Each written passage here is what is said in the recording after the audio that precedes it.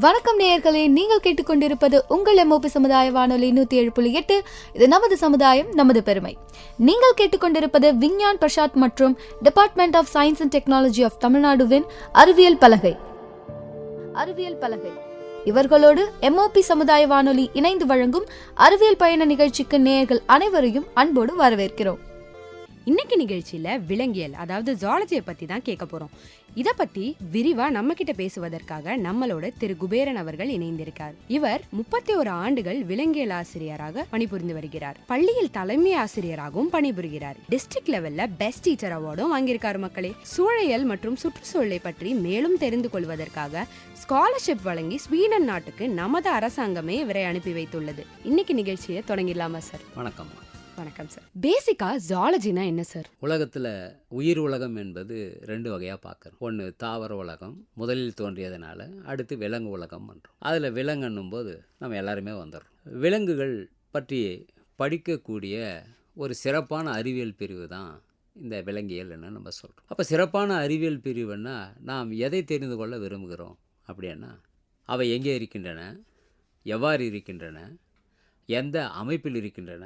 நான் அமைப்புன்னு சொல்லும்போது செல்லு, இன்னும் டீப்பாக போனோம்னா மூலக்கூறு அளவில், அதனுடைய சுற்றுச்சூழலில் மண்டலத்தில் அதனுடைய பங்கு என்ன, அதனுடைய உடல் செயலியல் நிகழ்வுகள், அது தன்னைத்தான் எவ்வாறு காத்து கொள்ளுகிறது, அதனுடைய இந்த சுற்றுச்சூழல் மண்டலத்தில் இருக்கக்கூடிய அதனுடைய பொறுப்பு என்ன, நிச்சயம்னு சொல்லுவாங்க. இப்படி பல விஷயங்களை பற்றி நாம் படிக்கக்கூடிய மிக விரிவான அறிவியல் தான் விலங்கியல். விலங்குகளோட உடலியல், நடவடிக்கை மற்றும் பரிணாமத்தை புரிஞ்சு கொள்வதற்காக ஜுவாலஜில எதெல்லாம் கீ கான்செப்ட்ஸ்னு சொல்வீங்க சார்? முதலாவதாக நீங்கள் 3 விஷயம் கேட்டிருக்கீங்க. உடலியல், நான் அதை ஃபிசியாலஜின்னு எடுத்துக்கலாம்னு நினைக்கிறேன். எஸ் சார், அதான் மீன் பண்ணுறேன்னு நினைக்கிறேன். அடுத்து நீங்கள் சொல்கிறது எவல்யூஷன், பரிணாமம். அடுத்தது பிஹேவியர் சொல்கிறீங்க இல்லைங்களா, நடத்தையியல். ரைட். இப்போ இதில் உடலியல் என்னும்போது, இப்போ இந்த குளிர்சாதன அறையில் நான் உட்காந்துட்ருக்கேன். இந்த நேரத்தில் என் உடலில் என்ன நடக்குது அப்படின்னு பார்த்தீங்கன்னா, இந்த குளிரை எப்படி தற்காத்து கொள்ளுதுன்னு என் உடல் தீர்மானம் பண்ணிக்கிட்டே இருக்கும். தான் உடற்செயலுடைய கீ கான்செப்ட். ஹோமியோஸ்டாட்டிசிஸ், தன்னிலை காத்தல். இப்போ இதே நான் வெயிலில் வந்தேன், ஸ்டுடியோக்குள்ளே வரும்போது சரியான வெயில் வெளியில். ஆக அங்கே என் உடல் என்ன நடக்குதுன்னு மாற்றம்னு பார்த்தீங்கன்னா, வேர்த்து கொட்டுது. அந்த வேர்வையினால் உடல் சாதாரணமாக குளிர்ந்து போகிறது. ஆக அந்த வெளியில் இருக்கக்கூடிய உடலை காட்டிலும் இருக்கக்கூடிய வெப்பத்தை என் உடல் ஏற்றுக்கொள்ளக்கூடாது, ஆகையினால் வேர்க்குது. ஆனால் இங்கே வரும்பொழுது அந்த உடல் மேற்பரப்புக்கு வரக்கூடிய இரத்த குழாய்களில் அவ்வளோ பாயாதுறாது. காரணம் என்னென்னா, இப்போ எனக்கு அந்த பிரச்சனை இல்லை, இது குளிர்பதன அறை, ஆகையினால் நான் என்ன வேறு இன்னொரு நிலைக்கு என்ன மாற்றிக்கொள்கிறேன்.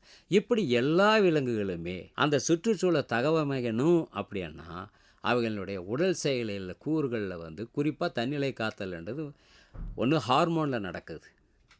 அதே மாதிரி அந்த சுற்றுச்சூழலேருந்து கிடைக்கக்கூடிய, அதாவது சமிக்கைகள்னு சொல்ல சிக்னல்ஸ், அதுக்கேற்ற மாதிரி அவங்க ரியாக்ட் பண்ணணும், அதை பிரதிவினை ஆற்றணும், துலங்கல் செய்யணும். அதற்கு நம்ம எல்லாமே வரும். பசி என்பதும் ஒரு இன்ஸ்டிங்க்ட், உள்ளே ஏற்படக்கூடியது.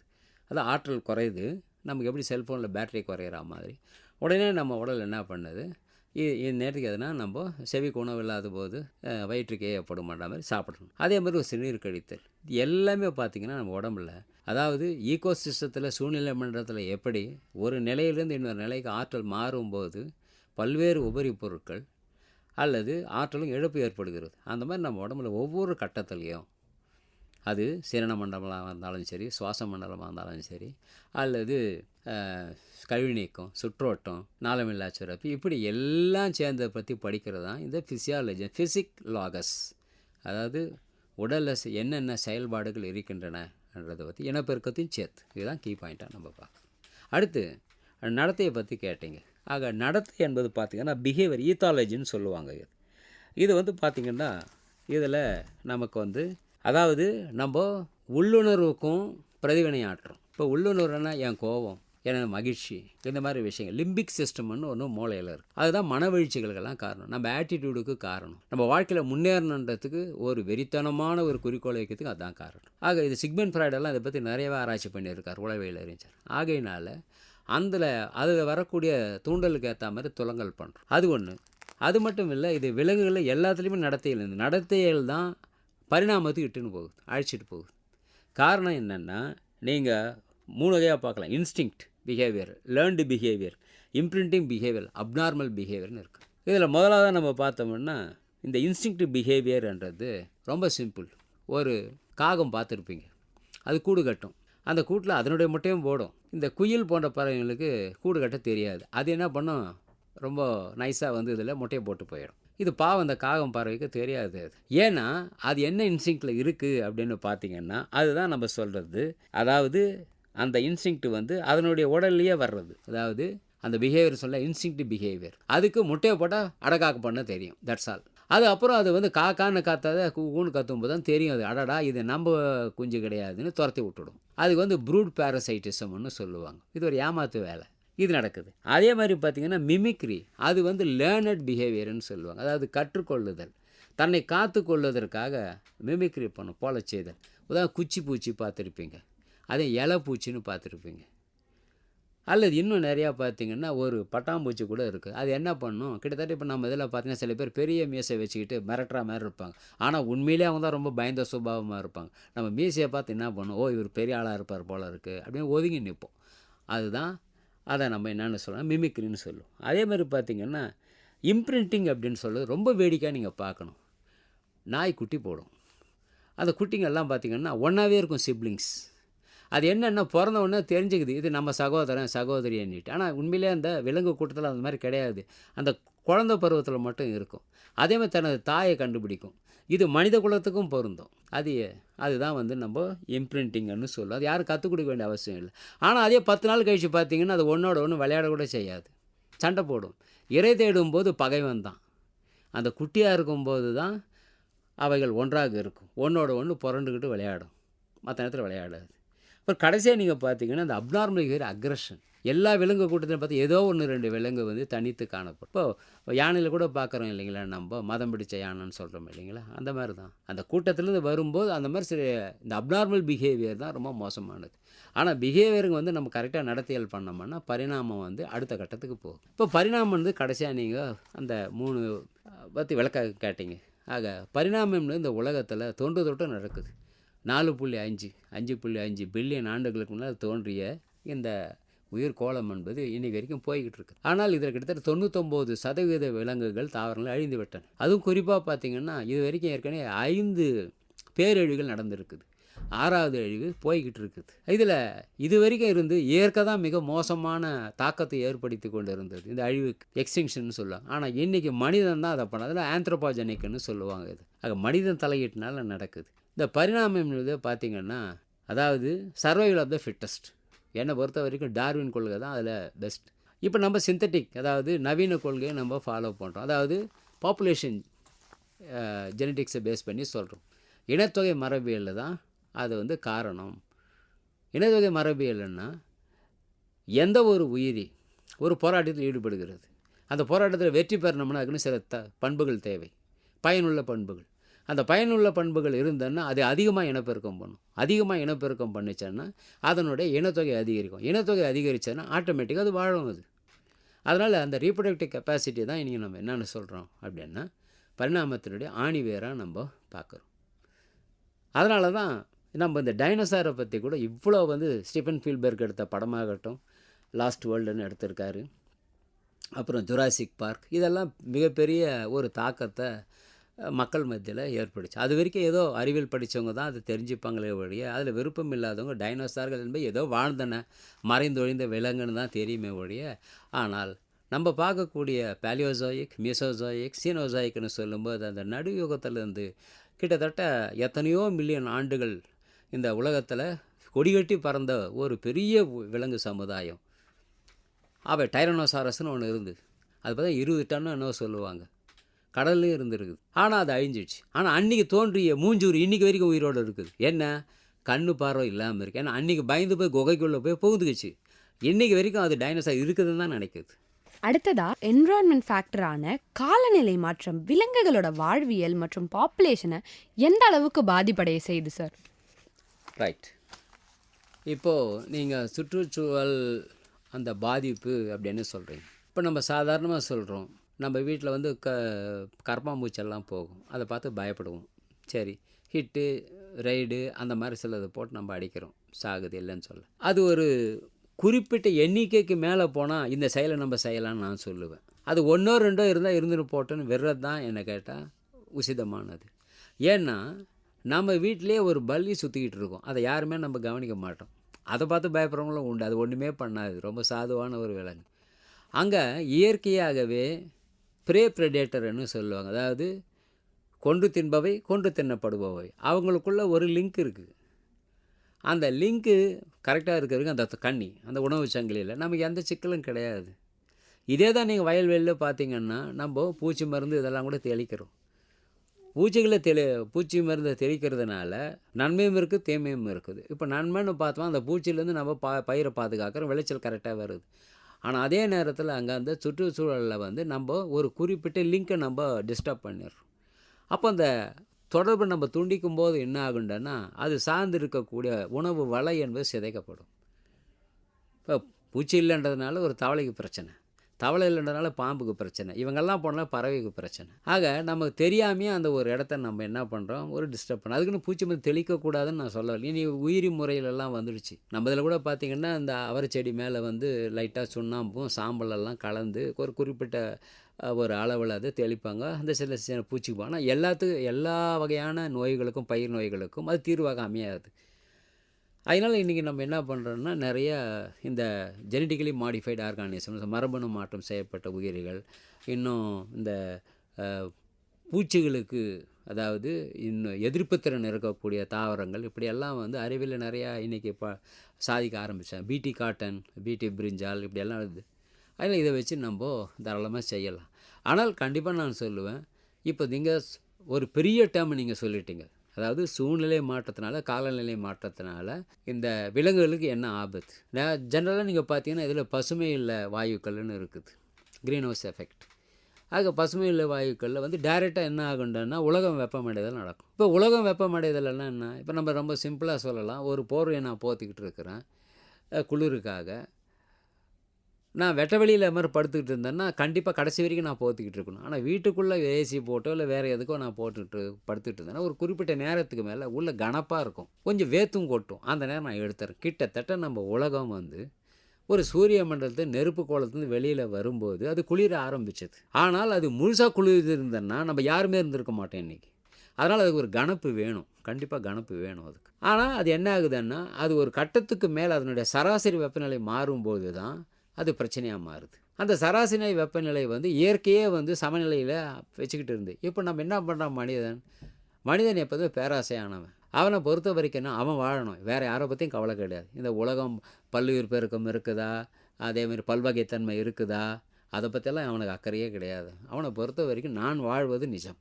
அதனால் தொழிற்சாலைகள், காடுகளை அழித்தல், இதெல்லாம் அழிக்கும்போது என்ன ஆகுது, அல்லது தொழிற்சாலை வைக்கும்போது கார்பன் டை ஆக்சைடு, அதுதான் இருக்கிற மோசமான வாயு. அப்புறம் மீத்தேனுக்கு தான் நைட்ரஸ் ஆக்சைடுலாம் இருக்குது, இல்லைன்னு சொல்ல. ஆனால் இது மிக மோசமான வாயு. அதுக்கு தொழிற்சாலையை வேண்டான்னு சொல்லலை. இதுதான் நம்ம என்னென்னு சொல்லுவோம்னா, அதாவது ரியோ டி ஜெனீரோ, அதே மாதிரி வந்து மான்ட்ரியால், கியோட்டோ, இப்படி ஒவ்வொரு 1972, 82, 92 இதெல்லாம் உச்சி மாநாடுகள் நடந்தது. ஒவ்வொரு முறையும் ஒன்று உலகம் வெப்பமடைதலை பற்றி சொல்லுவாங்க, அல்லது ஓசோனை பற்றி சொல்லுவாங்க, இழப்பை பற்றி, அல்லது சஸ்டைனபிள் டெவலப்மெண்ட்னுவாங்க, அதாவது பொறுமையான தொடர் வளர்ச்சி. அதாவது கண்ணை விற்று யாரும் சித்திரம் வாங்கக்கூடாது, கண்ணும் இருக்கணும் சித்திரமும் இருக்கணும். கண்ணு இருந்தாலும் சித்திரத்தை நான் பார்க்க முடியும்.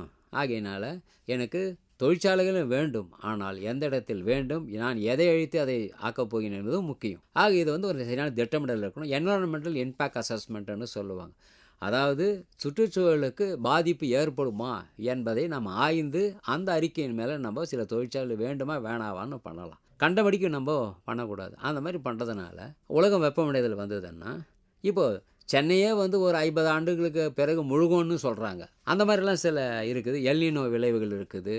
அப்புறம் அதாவது அதுக்கு எதிராக, அதாவது ஒன்று வெப்பம் வர்றதுனால நமக்கு வர வேண்டிய நேரத்தில் மழை வராது. அப்புறம் மிக மோசமான இந்த நோய்கள் எல்லாம் வரும். அதாவது வெப்ப நாடுகள் இருக்கக்கூடிய நோய்கள்லாம் குளிர் நாடுகளுக்கு போகும். சூறாவளி மோசமாக இருக்கும். இப்போ பாலைவனங்கள் எல்லாம் உருவாகும். கேட்கலாம், பாலைவனம் எப்படி சார் உருவாகும்னா, டெல்லிக்கு மிக அருகாமையில் இருக்குது பாரத்பூர், ராஜஸ்தான். ஆக மழை இல்லைன்னா என்ன ஆகும்? ஆட்டோமேட்டிக்காக அந்த நடுவில் இருக்கக்கூடிய பஃபர் ஜோன் ஒன்று அது மறையும். பஃபர் ஜோன் பார்த்தீங்கன்னா மணல் நம்ம வீட்டு பக்கத்துலேயே இருக்கும். அப்போ அது பாலைவனம் தானே. சார், இவ்வளோ நேரம் நம்ம ஜாலஜி பற்றி பேசும்போது அத்தியாவசியமாக பேச வேண்டிய விஷயம் WWF, அதாவது வேர்ல்டு வைல்ட் லைஃப் ஃபண்ட். இதோட பின்னணி என்னென்ன சார்? அது என்ன ஒர்க் பண்ணுது அப்படிங்கிறத பற்றி மக்களுக்கு கொஞ்சம் தெளிவாக சொல்லுங்கள் சார். அதாவது world wild fund for nature இது ஒரு உலகத்திலேயே பெரும்பாலான நாடுகளில் இருக்குது. இது அதாவது வனவிலங்குகள், குறிப்பாக வன உயிரிகள், அது தாவரமும் இருக்கும் விலங்குகளும் இருக்கும், இதை பாதுகாப்பதற்காக இருக்கக்கூடிய ஒரு நிறுவனம். இது கிட்டத்தட்ட IUCN மாதிரி, international union of conservation of nature, அந்த மாதிரி பல நிறுவனம் இருக்குது. யுனெஸ்கோ, யூனிசெஃப் இப்படியெல்லாம் நம்ம பார்க்குறோம். ஆக இது ஒரு பன்னாட்டு நிறுவனம். இந்த நிறுவனமானது இந்தியாவிலும் இருக்குது. மும்பையில் இதனுடைய தலைமையிடம் இருந்து நான் 1985 கிட்டத்தட்ட 88 வரைக்கும் நான் அதில் தீவிரமான உறுப்பினராக இருந்தேன். பிறகு எனது பணி மாறுதல் ஏற்பட்ட நிகழ்வின் காரணமாக அதில் தொடர முடியாமல் ஒரு நிலைமை ஏற்பட்டது. இருந்தாலும் அந்த உலக வன நிறுவனமானது அதில் உறுப்பினராக இருந்தனால உலகத்தில் அதனுடைய அந்த உறுப்பினராக இருந்தோம்னா அந்த அடையாள அட்டையை வச்சு நம்ம இயற்கையை நேசிக்கிறவங்க எந்த இடத்துக்கும் நம்ம போகலாம். அந்த இடத்துல அவங்களுடைய அனுமதியோட சில ஆய்வுகளெல்லாம் நம்ம செய்யலாம். இப்போ உதாரணமாக பம்பாயில் பார்த்திங்கன்னா மும்பை நேச்சுரல் ஹிஸ்ட்ரி சொசைட்டின்னு இருக்குது. டாக்டர் சலீம் அலினால் ஏற்படுத்தப்பட்டது. அது ஆர்னித்தாலஜி, அதாவது பறவை இனங்களை பற்றி. அதில் நம்ம ஏதோ ஒரு பறவைன்னு சொல்லிட்டு போயிடும். இப்போ ரொம்ப சிம்பிளாக சொல்கிறோம். இப்போ சென்ற வாரம் கூட சிட்டுக்குருவிகளை பாதுகாக்கணும் ஒரு பெரிய ஒரு இயக்கமே நடக்குது. அந்த சிட்டுக்குருவிகளுக்காக பாக்ஸ் எல்லாம் கூட கொடுத்தாங்க. ஏன்னா இது உண்மை. இப்போ நான் எதனா எழுதிட்டுருப்பேன் எங்கள் வீட்டில் 3 மணிக்கு பார்த்திங்கன்னா சொல்லி வச்ச மாதிரி அப்படியே அந்த ஒரு குரூப்பாக வீட்டு புழக்கடையில் வாழை மரங்கள்லாம் இருக்கும். கிச்சு கிச்சு கிச்சு கிச்சு கிச்சுன்னு கரெக்டாக 1 மணி நேரம் விளையாடும். அதை நீங்கள் பார்த்து ரசிக்கணும் நீங்கள். ஆனால் இதுக்கு முன்னால் காலையிலையும் வரும். இன்றைக்கி அந்த குருவிங்கள்லாம் காணும். இதுக்கு பல காரணம் சொல்கிறாங்க. இந்த செல்ஃபோன் டவருங்க வந்தது இதெல்லாம் சொல்லுவாங்க. எது எப்படி இருந்தாலும் அவைகள் ஃபோரேஜிங்னு சொல்லுவாங்க. அவைகள் உணவு தேடக்கூடிய பகுதிகள் குறைந்து கொண்டே வருகின்றன. அதே போல் அன்றைக்கி மாடங்களை வச்சுட்டு கட்டுங்க. அது பேரால் பேரே மாடப்புறா. கோயிலில் இருந்தது, வீடுகள் இருந்தது, மசூதிகளில் இருந்தது. அங்கே அந்த புறா இருக்கும். எனக்கு நல்லா ஞாபகம் இருக்குது. எங்கள் பள்ளிக்கூடத்து மேலே கடைசி இதில் அது ஓடுது தான், 2 தளம் இருக்கும். அதில் கிளி கூட்டம் அப்படி இருக்கும். சாயந்தரம் 5 மணிக்கு பார்த்திங்கன்னா ரொம்ப அற்புதமாக அவர்கள் அந்த கொஞ்சி விளையாடுறதை நீங்கள் பார்க்குறது காண கண்கோடி வேண்டும். இன்றைக்கி அதெல்லாம் நம்ம குழந்தைங்களுக்கே இல்லை. ஆனால் சில இடங்களில் அந்த பறவைகள் வருகின்றன. இப்போ வேடந்தாங்கள்லாம் பார்த்தா நம்ம பார்க்கலாம்.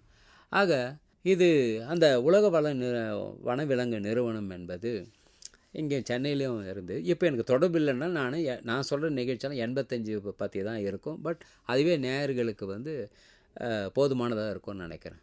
அவங்க நிறைய ப்ரோக்ராமெல்லாம் பண்ணுவாங்க. குறிப்பாக விழிப்புணர்வு ப்ரோக்ராம் தான் பண்ணுவாங்க.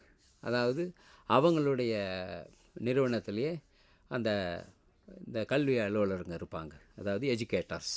அவங்கள வச்சுட்டு இந்த டர்ட்டில் வாக் அப்படின்ற மாதிரி இந்த ஆமைகள் முட்டையிடுவதை தேடி அந்த மாதிரி பண்ணுவாங்க. அடுத்து கிண்டி இருக்குது இல்லைங்களா, அந்த பார்க், அந்த பார்க்கில் மாணவர்களை அழைச்சின்னு போயிட்டு இரவு தங்க வச்சு, ஏன்னா நாங்கள் அந்த WWF உறுப்பினர்னால எங்களுக்கு அந்த அனுமதி உண்டு. ஆக அங்கே இருக்கக்கூடிய சில சென்சஸ் எல்லாம் எடுப்போம். ஆக ஃப்ரீலான்ஸ் வாலண்டியருங்களாம் அங்கே அவங்களோட இனத்தொகையை அது சில குறிப்பிட்ட மெத்தட் சொல்லுவாங்க. நாங்கள் 4 குழுவாக பிரித்து எடுத்து அவங்களுக்கு கொடுப்போம். அந்த மாதிரி நிறைய ஒரு வனவிலங்கு எப்படி நேசிக்கணும், ஒரு வனப்பகுதிக்கு போனோம்னா என்னென்ன தற்காப்பு நடவடிக்கைகளோடு போகணும், நம்ம அங்கே செய்யக்கூடியவை எவை, செய்யக்கூடாதவை, பார்க்கக்கூடியவை எவை, இதை நாம் பதிவு செய்ய வேண்டும், எந்த பொருட்களை அங்கிருந்து கொண்டு வர வேண்டும், இப்படி அனைத்து விஷயங்களையும் அறிவியல் பூர்வமாக ஆர்வத்துடன் அவர்கள் பயிற்சிக்கக்கூடிய ஒரு மிக அருமையான ஒரு நிறுவனம் பண்ணால் மிகையாகாது. நன்றி சார். அடுத்ததா நீங்கள் நிறைய விலங்குகளை பற்றி படிச்சிருப்பீங்க, ரிசர்ச் கூட பண்ணியிருப்பீங்க, நீங்களே ரிசர்ச் பண்ணியிருப்பீங்க, ரிசர்ச் அறிக்கையும் படிச்சிருப்பீங்க, ஆய்வறிக்கைகளையும். இதில் நீங்கள் சந்தித்த வித்தியாசமாக, அதாவது யுனிக்கான விலங்குனா எதை சொல்லுவீங்க? 1988 ஜனவரி மாதம், ஜனவரி ஒரு 7லேருந்து ஒரு 12 தேதிக்குள்ளே, அதாவது பொங்கலுக்கு முன்னால் நாங்கள் போயிருந்தோம். போயிட்டு இது களக்காடு முண்டந்துறை அனுவாங்க. அது இது புலிகள் சரணாலயம். அங்கே லோயர் கேம்ப், அப்பர் கேம்ப் பண்ணுவாங்க. மேலே பார்த்தா அகஸ்தியர் ஃபால்ஸ் எல்லாம் இருக்கும். அங்கே நாங்கள் போகும்போது ஒரு காட்டுப்பகுதி போன உடனே ஒரு சவுண்டு, பயங்கர சவுண்டு மரங்க மேலே. என்னன்னா லைன் டெயில் மகாக்னுவாங்க, அதாவது இந்த சிங்கவால் குரங்குன்னு சொல்லுவாங்க, எல்எம்டின்னுவாங்க. அது என்னன்னா காட்டுக்குள்ளே யாரும் அந்நியருங்க வராங்கன்னு முதல்ல அறிவிக்கும். கட்டிக்காரன் மாதிரி தெருக்கூத்துலலாம் ஒரு கட்டிக்காரன் முதல்ல கட்டின்னு சொல்லுவான், இந்த இந்த கூத்து இதை பற்றி இருக்க போது இவங்க வர போகிறாங்கன்னு. அந்த மாதிரி எனக்கு ஒரு ஆச்சரியமாக இருந்தது. அப்புறம் அங்கே நான் எங்களுக்கு துணையாக வந்த அந்த வழிகாட்டிக்கிட்ட கேட்டேன், ஆமாம் இது ஒரு வித்தியாசமான விலங்கு. அதே போல் அங்கே இந்த மலபார் ஜெயின்ஸ் குருவில்னு ஒன்று பார்த்தோம். அது அப்படியே பறக்குதுன்னா கிளைடிங்னுவாங்க ஒரு மரத்துலேருந்து இன்னொரு மரத்துக்கு. அதே போல் பறக்கும் பல்லியும் அங்கே தான் பார்த்தோம், ட்ராக்கோவாலன்னு சொல்லிட்டு. அதை விட முக்கியமாக நான் அதாவது அந்த இடத்துல 2-3 அனுபவம் வந்தது. ஒன்று, நாங்கள் மாணவர்கள் நாங்கள் ஒரு 13 மாணவர்கள், நாங்கள் ஒரு வழிகாட்டி காட்டுவாசி அவர் போய்கிட்டு இருக்கிறோம். ஒரு இடத்துல கொஞ்சம் இலைப்பாடுற மாதிரி இருந்தது. அது வந்து ஒரு மேடான பகுதி, அடர்ந்த வனப்பகுதி. அந்த நேரத்தில் ஒரு பாறை மாதிரி இருக்கவே அதுக்கு முன்னால் நம்ம நின்றுட்டோம். அப்போ கொஞ்சம் விலைக்கு போகலாம், பாறையாக இருக்கேன்னு பார்த்தா பாறை அசையுது. அப்புறம் அந்த வழிகாட்டி, ஐயோ ஆனை, நம்ம யானைன்னும் ஆனையானா. அப்புறம் தபதபன்னு பார்த்தோன்னா ஒரு தாய் யானை, ஒரு தந்தை யானை, ஒரு குட்டி யானை குடும்பமாக போகிறாங்க. எங்களுக்கு எப்பவுமே சொல்லுவாங்க, உடனடியாக நீங்கள் ஒரு யானையை பார்த்தீங்கன்னா, அதாவது பயந்து போயிருந்தீங்கன்னா, மேட்டு பகுதியில் ஓடாதீங்க, பள்ளத்தை நோக்கி ஓடுங்க, அதாவது அதனுடைய எதிர் திசையில் ஓடணும்.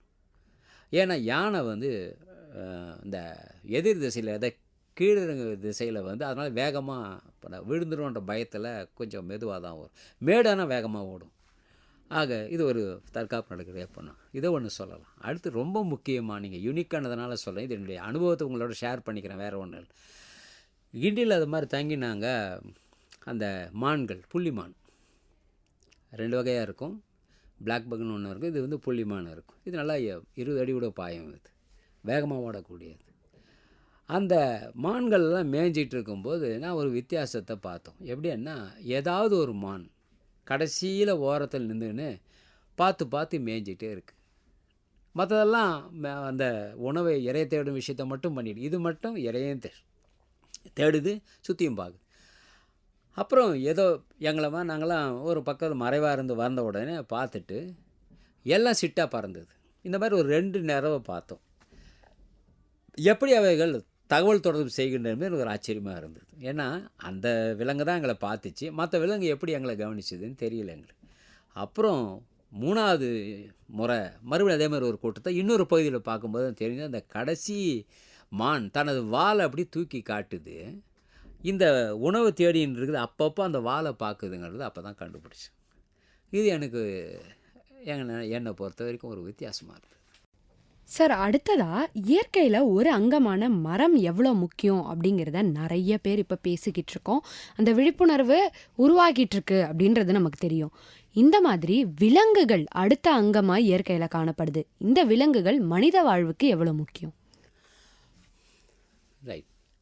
இப்போது இன்றைக்கி நம்ம பெரிய பிரச்சனை 2 பிரச்சனை நம்ம சந்திக்கிறோம். ஒன்று நீர் பிரச்சனை, ஒன்று பெரிய பூதாகாரமாக வருது.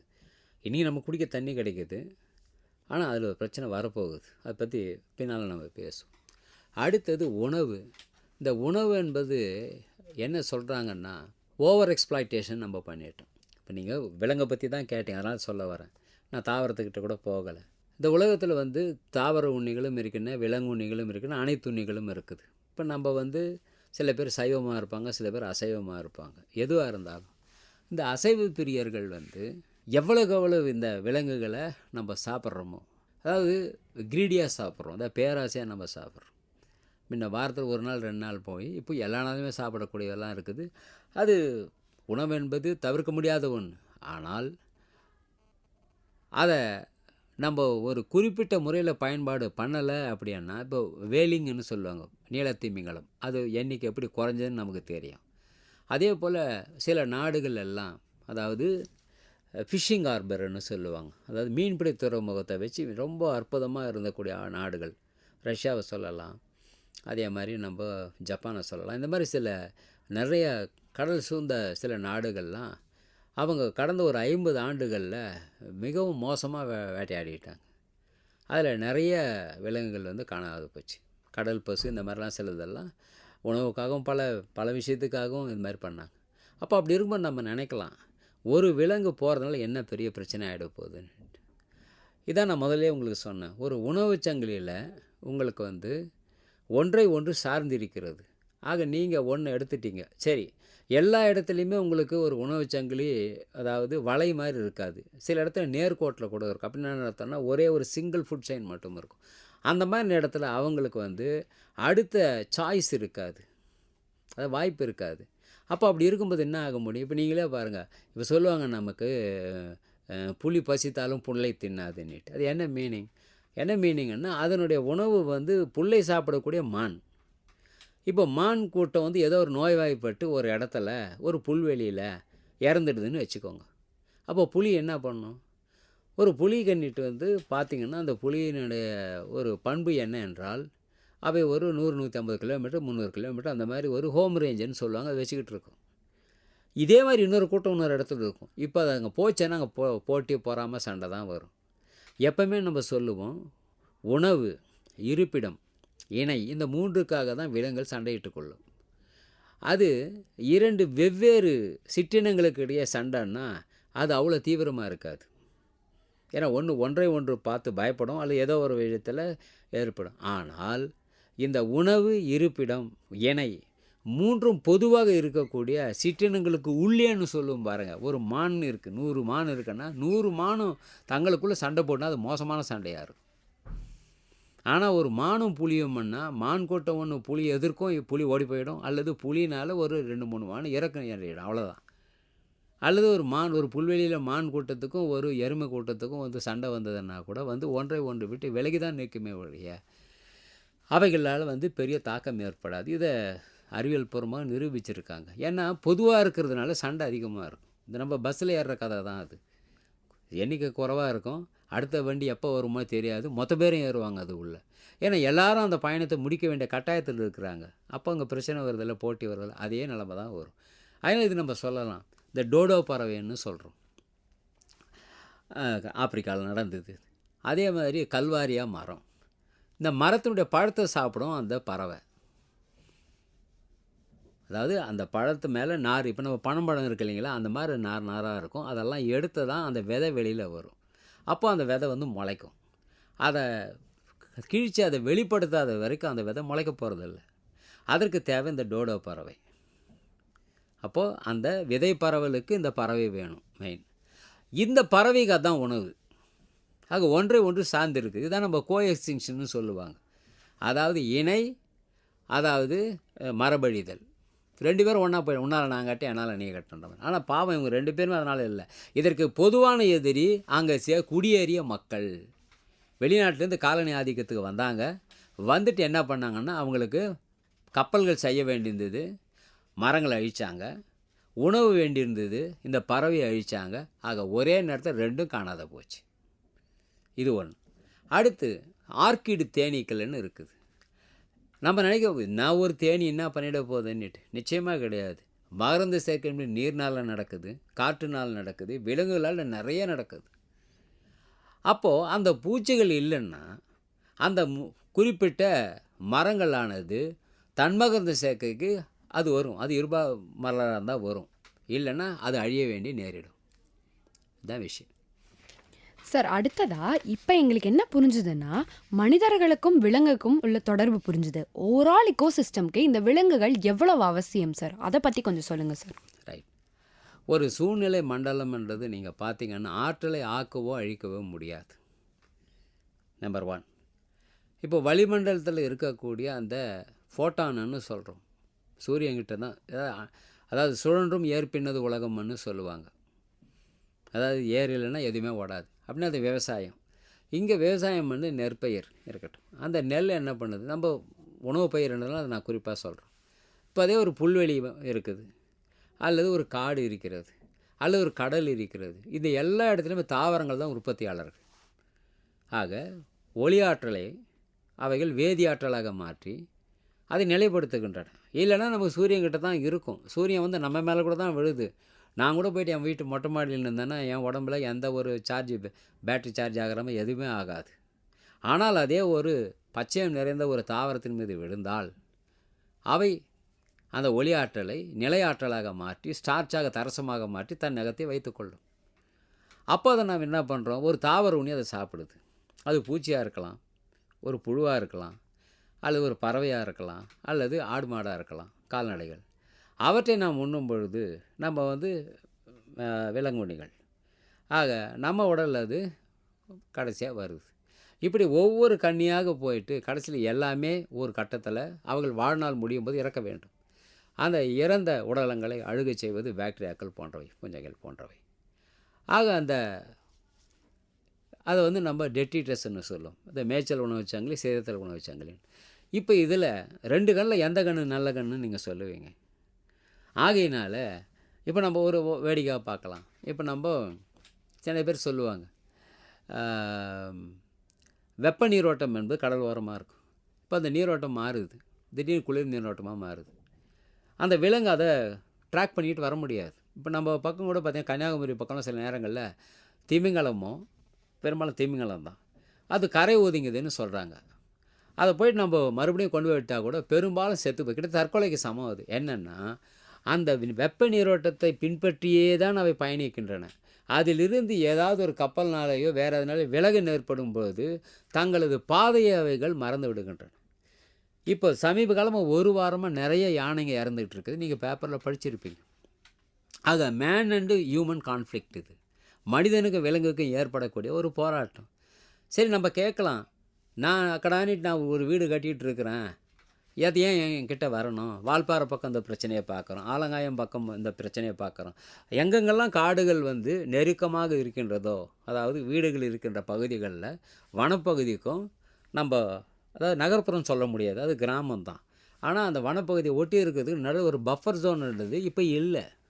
அதனால் அவைகள் நீரை தேடியும் உணவை தேடியும் அவைகள் என்ன செய்கின்றன, ஊர் பகுதிக்குள்ளே வருகின்றன. இது நான் சொல்ல வர்றது யானைக்கு மட்டும் பொருந்தாது, புலி சிறுத்தைலாம் கூட வருது.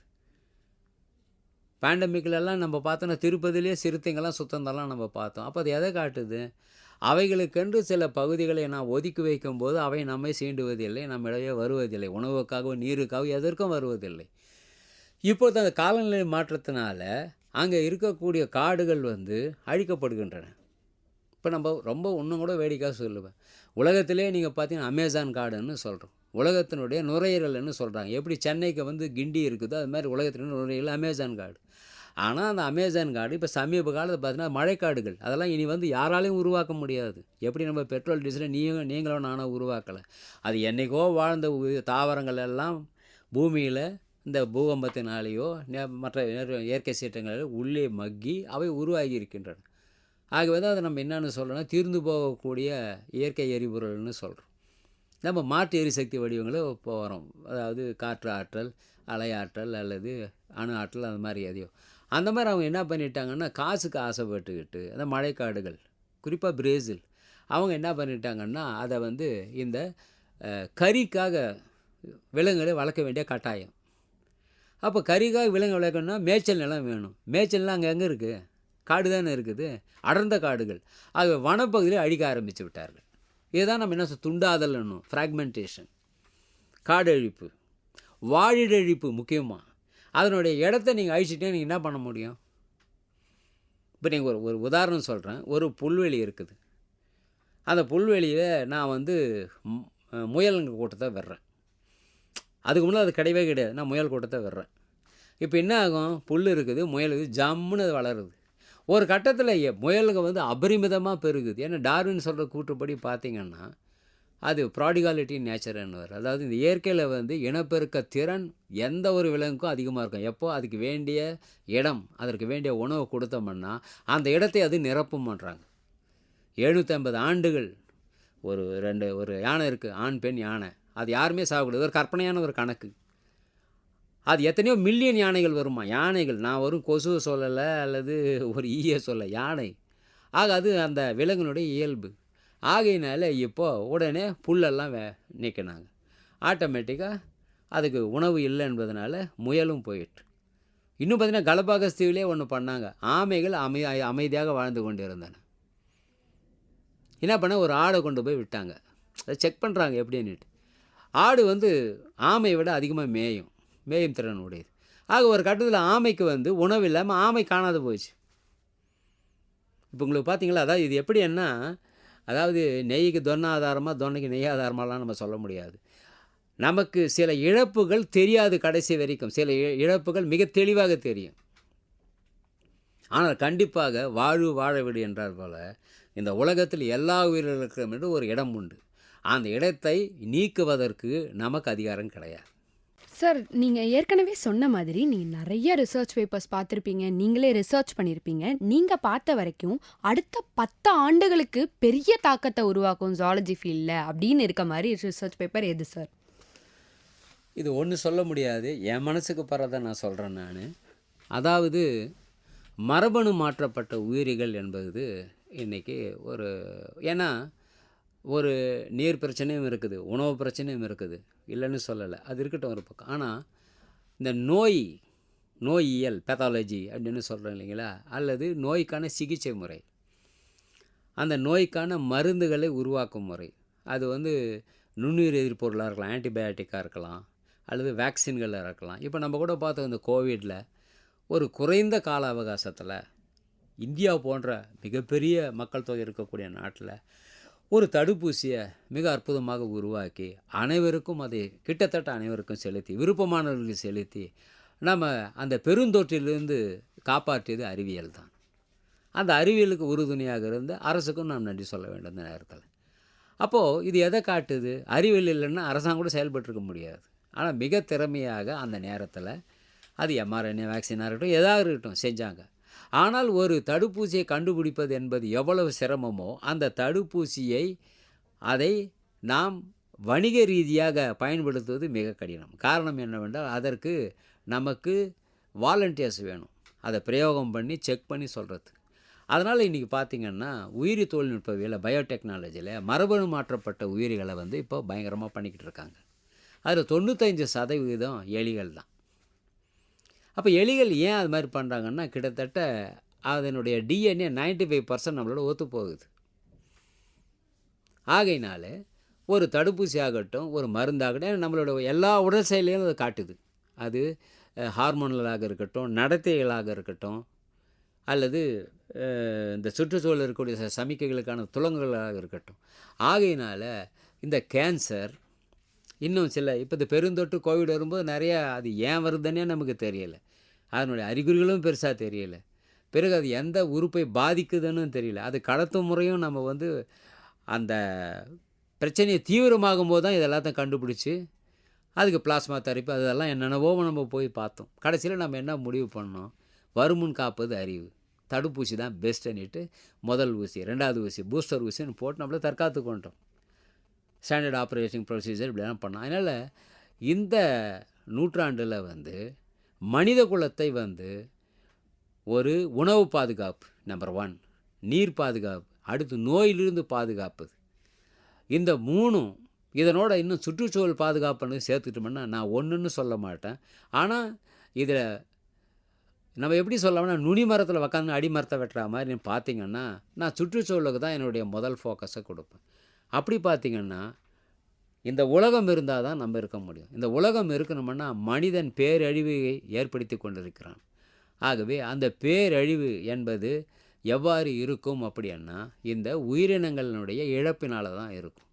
அந்த உயிரினங்கள் இழப்பை நாம் எவ்வாறு தடுக்க வேண்டும் அப்படின்ட்டு IUCN, WWF, இன்னும் பல நிறுவனங்கள் அவங்க எல்லாமே வந்து ஃபோக்கஸ் பண்ணிகிட்டு இருக்காங்க. அதனால் அவங்க என்ன சொல்கிறாங்க அப்படின்னு பார்த்தீங்கன்னா, சுற்றுச்சூழலில் நம்ம உயிரி பல்வகமையை எந்த காரணத்தை கொண்டு நம்ம சிதைக்கவே கூடாது. எந்த உயிரியுமே முக்கியமான உயிரி தான். அதுவும் ஹாட்ஸ்பாட்டுன்னு சொல்லுவாங்க இல்லையா, எந்த இடத்துல வந்து வேகமாக மாறிக்கிட்டு இருக்குது, ஹேபிடேட் லாஸ்ன்னு சொல்லுவாங்க, வாழிட மாற்றங்கள். ஆக இப்போ நீங்கள் பார்த்திங்கன்னா நம்ம மூணாறில் வரையாடுகள்னு இருக்குது, இந்தியாவில் மட்டும்தான் அது இருக்குது. இதனுடைய ஒரே ஒரு உறுப்பினர் வந்து ஜம்மு காஷ்மீர் அந்த பக்கம் மேலேயாவது இருக்குது, வேறு எங்கேயுமே உலகத்தில் இல்லை. அப்போ நம்ம அதுக்கு ஏதோ ஒரு அங்கே முக்கியத்துவம் இருக்குது அந்த குறிப்பிட்ட ஒரு விலங்குக்கு. அது ஆராய்ச்சியாளர்கள் தான் நமக்கு தெளிவாக சொல்லுவாங்க. ஆக அது இருந்தால் என்ன போனான்னா நம்ம நினைக்கக்கூடாது. ஏனென்றால் நிறைய பரிணாமத்தில் பார்த்தீங்கன்னா இப்போ கலபாகஸ் தீவில் அப்படி தான் போய் கண்டுபிடிச்சாரு டார்வின். அந்த தீவில் தான் பார்த்தார். ஆகினால பரிணாமம் என்பது எந்த இடத்துல நடக்குது, அதை நெருக்குதலுக்கு உள்ளாக்கக்கூடிய காரணிகள் என்ன, இயற்கை தேர்வு எப்படி நடக்குது, அந்த இயற்கை தேர்வுக்கு தகவமைனமா நம்ம இப்படியெல்லாம் பார்த்தோம்னா தான் இந்த உலகத்தை நம்ம காப்பாற்ற முடியும். இல்லைன்னா அதுக்கப்புறம் தான் நோய், அதுக்கப்புறம் தான் நீர், அதுக்கப்புறம் எல்லாமே. அவனுடைய அடிப்படையான ஒரு விஷயமே இல்லைன்னா அப்புறம் நம்ம சந்திரமண்டலத்துக்கு தான் போயிட்டு நம்ம செட்டில் ஆகணும். அப்படி தான் இருக்கும். நன்றி சார். இப்போ எல்லாம் பொல்யூஷனை பற்றி நிறைய நம்ம ஊடகங்கள் மூலமாக, இணையதளம் மூலமாக நம்ம பார்த்துட்டு வரோம். அனிமல்ஸ் எப்படி எஃபெக்ட் ஆகுதும், டேர்ட்டில்ஸுக்கு வந்து ஸ்ட்ரா வந்து அங்கங்கே மூக்கில் காதல்லாம் வந்து சொருகி இருக்க மாதிரி, அந்த மாதிரி நிறைய பார்த்து பதறிட்டு வரோம். நீங்கள் சொல்லுங்கள் சார், விலங்குகளை பொல்யூஷன் எந்த அளவுக்கு பாதிப்படைய செய்யுது? ரைட். இப்போ நான் சொன்னேன் எல்னினோன்னு ஒரு எஃபெக்ட் இருக்குதுன்னு சொன்னேன். அதாவது பசிபிக் கடலில் ஏற்படக்கூடிய வெப்பம், அதாவது வெப்பம் அதிகரிக்கிறது, இயல்பான நிலையை விட அதிகரிக்கிறது. அந்த மாதிரி ஏற்படுத்தா ஒரு 2 ஆண்டுகளுக்கு இந்த உலகத்தினுடைய சீதோஷ்ண நிலையை அது மாற்றிடும். அது தட்பவெப்ப நிலையை மாற்றும். அப்படி என்னன்னா பருவத்தில் மழை பெய்யாது, அல்லது பேஞ்சால் அதிகமாக பெய்யும், வெள்ளம் வரும், சூறாவளி வரும். ஆக இந்த மாதிரி வரும்போது நம்ம நினைப்போம், இதில் என்ன சார் பெரிய பிரச்சனை இருக்குது, அது மனிதன் தானே அந்த வெள்ளத்தை இதெல்லாம் பார்க்க போகிறான்னா, நம்ம எப்படி வந்து மனித குலத்தை மட்டும் தனியாக விலங்கு தாவரத்துன்னு பிரித்து பார்க்க முடியும். இப்போ இந்த மாதிரி ஏற்படுதுன்னு சொன்னேன். பசிபிக் தீவுகளில், அந்த கடலில், தென் அமெரிக்கா பகுதியில், அதாவது மேற்கு பகுதி ஒரு மாதிரி இருக்கும், கிழக்கு பகுதி ஒரு மாதிரி இருக்கும். அது அந்த நீரோட்டமானது அந்த மாதிரி இருக்கும். அந்த நேரத்தில் வந்து கீழே குளிர்ச்சியாக இருக்கணும் கடல், மேலே வந்து கொஞ்சம் வெப்பமாக இருக்கணும். அப்போ இது என்ன ஆகுதுன்னா, அந்த மேற்பகுதி வந்து அதீதமான வெப்பம் அடையும் பொழுது அங்கே அந்த விலங்குகள் அங்கே உணவு கிடைக்காது. அவைகள் எல்லாம் அந்த இடத்த விட்டு வெளியில் போகிற மாதிரி வரும். தாவர விதைகளும் இடம்பெயரும், அதை நம்பி இருக்கக்கூடிய சிறு மீன்களும் இடம்பெயரும், அதை ஒட்டி இருக்கக்கூடிய பறவைகள், இப்படி எல்லாம் வந்து வெளியேறிச்சுன்னா எல்லாவற்றிற்குமே இன்னொரு இடத்தில் சென்று வாழ முடியும் என்றது பெரிய கேள்விக்குறி. சிலது அவைகள் இருக்கக்கூடிய இடத்திற்கு மாத்திரமே தகவல் இது பெற்றிருக்கும். அவை புதிய இடங்களுக்கு போனால் இறப்பை தவிர வேறு வழி கிடையாது. இது சீல் போன்ற சில விலங்குகள் இந்த பிரச்சனையை மேற்கொள்ளுகின்றன. இது ஒரு பக்கம். இதுக்கு இந்த எல்னினோ இன்னொன்று இருக்குது, எல்னினான்னு ஒன்று இருக்குது. அது என்னென்னா பார்த்திங்கன்னா வெப்பத்துக்கு பதில் குளிர் வந்துடுறது. அது இன்னும் கொடுமை. ஏன்னா உங்களுக்கு இந்த உலகத்திலே நீங்கள் பார்த்திங்கன்னா கடலை விட பயோமாஸ்ன்னு சொல்கிறோம் பார்த்தீங்களா, பயோமாஸ்னா உயிர் பொருள் திறன் நிலத்தில் தான் அதிகம். கடல் பெருசு தான், 2/3 வந்து தண்ணின்னு சொல்கிறாங்க, இருந்தால் கூட நிலத்தில் தான் அதிகம், கடலில் கம்மி. அப்போ கடலில் வந்து நம்ம கடலில் கலந்த பெருங்காயம்னு தமாஷா சொல்லிட்டு போயிடும் வேடிக்கை. அது வந்து ரொம்ப தீவிரமாக நம்ம பார்க்கணும். அதே மாதிரி இந்த பூமியினுடைய சர்ஃபேஸில் 13% பாக்டீரியாக்கள் இருக்கிறது, ஆனால் அது வெளியில் வராது. அப்போ நம்ம முக்கியமாக பார்க்க வேண்டியது நிலத்தில் ஓரளவுக்கு நம்ம பார்க்கலாம். கடல்னு ஒரு மிகப்பெரிய பரப்பு. இந்த கடலில் ஏற்படக்கூடியது 50% உற்பத்தி திறன் அங்கே தான் இருக்குது. கடல் பாசிகள் இதெல்லாம் இருக்குது இல்லையா, இப்போ பழுப்பு பாசி எல்லாம் இருக்குது, கெல்ப்புங்க, அவங்கெல்லாம் கூட டிஸ்டர்ப் ஆகிடுவாங்க. அப்போது அந்த இடத்துல மறுபடியும் என்ன ஆகுதுன்னா உணவு பிரச்சனை வரும். இப்போ நம்ம ஏற்கனவே நம்ம என்ன பண்ணுறோம், நிறைய கழிவுப் பொருட்களை கொட்டுறோம். இப்போ நம்ம நிலப்பகுதியிலே நீங்கள் பார்த்தீங்கன்னா எங்கே உங்களுக்கு அதாவது கழிவுகள் அதிகமாக இருக்கிறதோ அந்த இடத்துல வந்து நீர்நிலைகள் கெடும். நீர்நிலைகள் கெட்டுச்சுன்னா அதுக்கப்புறம் அதை புதுப்பிக்கவே முடியாது. மாசுபடுதலில் வரக்கூடிய முதல் பிரச்சனையாக நமக்கு வந்து நீர்நிலை மண்டலம் வந்து பாதிக்கப்படுறது தான். அப்போ நீர்நிலை மண்டலம் பாதிக்கப்படுது. இப்போ உடனே நம்மளால் என்ன பண்ணுவோம், சரி அந்த தண்ணி யூஸ் ஆகாதுன்னு கடற்கரை ஓரமாக நிறைய போர்வெல்ல போடுறோம். அதில் நீர் பிரச்சனை வருது. நம்ம வந்து நதிகளெல்லாம் நினைக்கிறோம், போகிறோம், அதெல்லாம் அது நீண்ட நாள் ஒரு ப்ரோக்ராம், அதுவும் பண்ணிக்கிட்டு தான் இருக்கிறோம். இப்போ நமக்கு சென்னை குடிநீரெல்லாம் வருது, ஆந்திர பிரதேசத்துலேருந்து வருது, இல்லைன்னு சொல்ல. இந்த மாதிரி வந்து கடற்கரை ஓரமாக இருக்கிற பகுதியில் அதாவது கோஸ்டல் ஜோன் ரெகுலேஷன்னு ஒன்று இருக்குது. கடற்கரை ஒட்டி இருக்க பகுதியில் சில நடவடிக்கைகளை மேற்கொள்ளலாம், சில நடவடிக்கைகளை மேற்கொள்ளக்கூடாது அப்படிங்குது. அது க்ரீன் ட்ரிபியூனல் அதெல்லாம் அவங்கெல்லாம் குறுக்க வருவாங்க. அதை கடற்கரை தான். அதுக்கு ஒரு கிலோமீட்டருக்குள்ளே நம்ம போர் போடுறோன்னு வச்சுக்கோங்க. முதல்ல 300 அடி, அப்புறம் 400 அடி, அப்புறம் இவன் 1000 அடி கூட போடுவான். அப்போ என்ன ஆகுன்னா கடலில் இருக்கிற தண்ணி வந்து அப்படியே வரும். அப்போ கடல் எங்கேயோ இருக்கிற தண்ணியை நம்ம என்ன பண்ணுறோம், உள் ஊடுருவல். நான் அடுத்த 2 கிலோமீட்டர் கொண்டாடுறேன். அடுத்து 4000 கிலோமீட்டர். இப்போ ஒரு கட்டத்தில் பார்த்தீங்கன்னா அந்த கடற்கரை ஒட்டி இருக்கிற ஒரு 10 கிலோமீட்டருக்கு தண்ணி உப்பு தண்ணி ஆகிடும். அப்போ அந்த தண்ணியை நம்பி இருக்கக்கூடிய விலங்குகள் தாவரங்களுடைய நிலை என்ன? அதனால் இது வந்து வைடு இது. இப்போ இதே மாதிரி பார்த்திங்கன்னா ஆசிட் ரெயின் அமில மழைன்னு சொல்கிறோம். அது ஒன்று. நாய்ஸ் பொல்யூஷன் இப்போது லேட்டஸ்ட்டு இந்த சிட்டுக்குருவி கதையை சொன்னேன் இல்லைங்களா? இந்த மாதிரி நம்ம ஒவ்வொன்றும் பார்த்திங்கன்னா அதனால தான் சில குறிப்பிட்ட ஆண்டுகளில் பார்த்தா இந்த பறவைகள்லாம் வந்திருக்குதுன்றாங்க, வலசை போதல். அப்போ இத்தனை நாள் ஏன் வரலை? அவங்களுக்கு தகுந்த சூழ்நிலை அமையலை, அதனால் அவைகள் வருகின்றன. ஆகவே அந்த விலங்குகள் வந்து புலம்பெயர்வதற்கு கூட இப்படிப்பட்ட சில காரணம் இருக்குது. எங்கே உணவை தேடி தகுந்த சூழ்நிலையை தேடி வருகின்றன. அவை உணவு கிடைத்தும் தகுந்த சூழ்நிலை என்றாலும் வராது. இந்த இரண்டும் இருக்கும்போது அவை மிக எளிதாக பயணம் செய்கின்றன. அவைகள் இரை தேடுகின்றன, இணையை தேடுகின்றன, அவை இனவிருத்தி செய்கின்றன. பிறகு அவைகளுடைய குஞ்சுகளோடு அவை மறுபடியும் சைபீரியா அந்த மாதிரி இடத்துலலாம் போகுது. நன்றி சார். இவ்வளவு நேரம் விலங்கியலை பற்றியும் விலங்குகளோட வாழ்வு முறை பற்றியும் எளிமையாக மக்களுக்கு புரியும்படி சொன்னதுக்கு மிக்க நன்றி சார். உங்களிடமிருந்து விடைபெறுவது நான் உங்கள் ஆர்ஜே நிஷா. நீங்கள் கேட்டுக்கொண்டிருப்பது உங்கள் எம்ஓபி சமுதாய வானொலி 107.8 நமது சமுதாயம் நமது பெருமை.